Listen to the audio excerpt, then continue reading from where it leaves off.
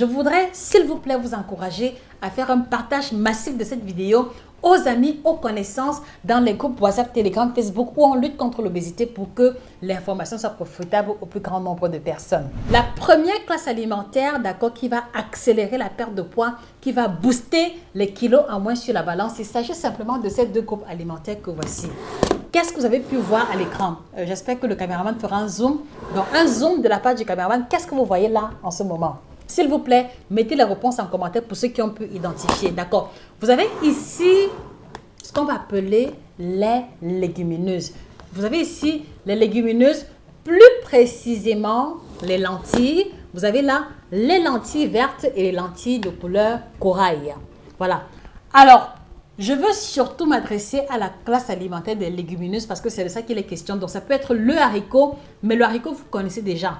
Donc, il y a le haricot, il y a les lentilles, il y a les pois chiches, il y a les petits pois. Voilà la classe alimentaire sur laquelle je voudrais vous encourager à poser un tant soit peu, un peu plus d'attention. Alors, en quoi est-ce que les lentilles et les légumineuses en général aident à perdre de poids? C'est que, comme je l'ai dit, elles ont beaucoup plus de fibres.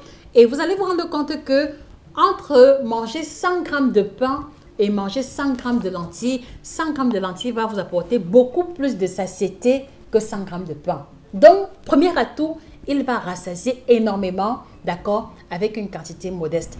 Deuxième atout, c'est que 100 g de pain va vous apporter 250 kilocalories environ, mais 100 g de lentilles vous apporte autour de 105-110 kilocalories seulement. Donc, il y a 2 fois moins de calories dans les lentilles, d'accord, que dans le pain, que dans les pâtes ou alors que dans un autre aliment que nous mangeons habituellement. Donc, il y a une économie sur la charge calorifique globale qui va s'opérer à travers cet aliment. Autre atout, c'est que les lentilles sont bourrées en fer et donc 100 g de lentilles vous apportera 4-5 fois plus de fer qu'une portion de pain ou qu'une portion de riz ou qu'une portion d'igname, par exemple. Et lorsque l'on sait que l'un des problèmes que les personnes qui font les régimes, d'accord, expérimentent, c'est l'anémie, c'est la fatigue, et que la fatigue est parfois la manifestation d'une carence en fer, il y a toutes les raisons de penser que la consommation des lentilles vous mettra à l'abri, d'accord, de l'anémie, de la fatigue ou d'une carence éventuelle en fer.